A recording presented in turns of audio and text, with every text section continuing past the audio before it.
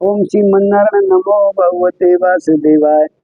Number 1, दरिद्र योग। गुरु लग्नेश होकर केंद्र के बाहर सूर्य के साथ अस्त हो और लग्नेश क्षीण लावेश क्षीण निर्बल हो तो दरिद्र योग होता है।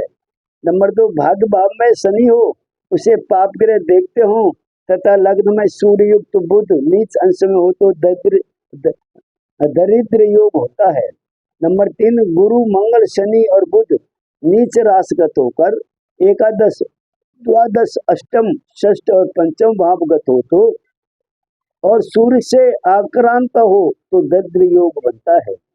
नंबर 4, जन्म कुंडली में चंद्रमा गुरु शुक्र और मंगल नीच राशि में होकर लगन दशम नवम सप्तम और पंचम भावगत हो तो दरिद्र योग बनता है।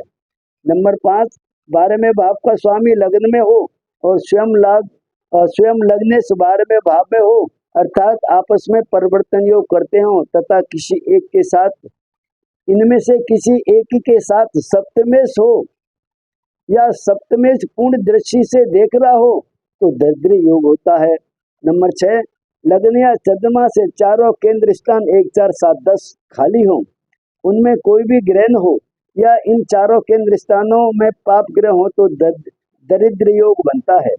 नंबर 7, चंद्रमा सूर्य के साथ किसी नीच राशिगत ग्रह के से देखा जाता हो और पापांश हो तो दरिद्र योग बनता है।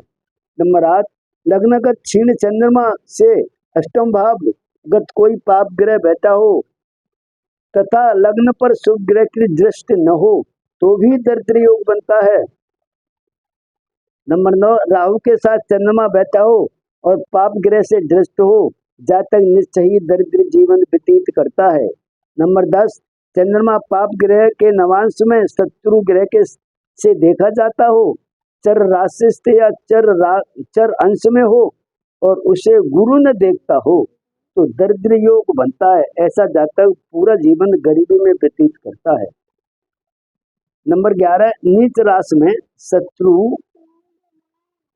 राशि में या शत्रु ग्रह में या पाप ग्रह के वर्ग में शनि और शुक्र परस्पर एक दूसरे को देखते हो या दोनों एक राशिगत हो तो जातक राजकुल में जन्म लेकर भी दरिद्र जीवन बिताता है।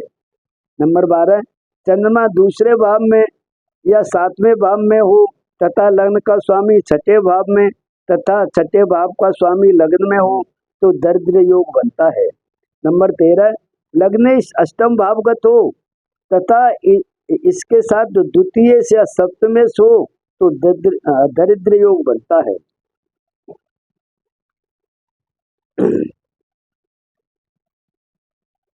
नंबर 14, लग्न से लग्न का स्वामी 6ठे 8वें या 12वें भावगत हो तथा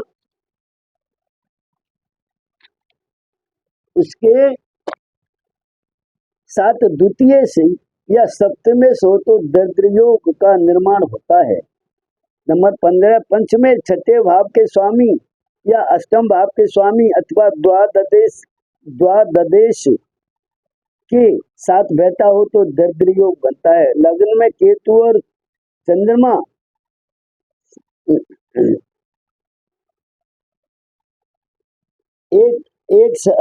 एक साथ बैठे हो तो यही योग बनता है। टिप्पणी, दरिद्र व्यक्ति जीवन में दुखी और परेशान रहते हैं।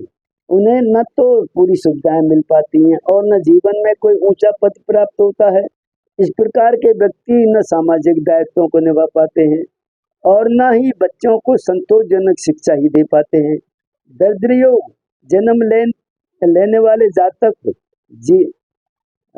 दरिद्र योग में जन्म लेने वाले जातक जीवन में धनाभाव से चिंतित और आजीविका से असंतुष्ट रहते हैं। इसका फल है दरिद्र योग में जन्म लेने वाला जातक चाहे अरबपति के घर में क्यों ना जन्म ले, उससे दरिद्र जीवन बिताने को मजबूर होना ही पड़ता है। ओम श्रीमन्नारायण नमो भगवते वासुदेवाय।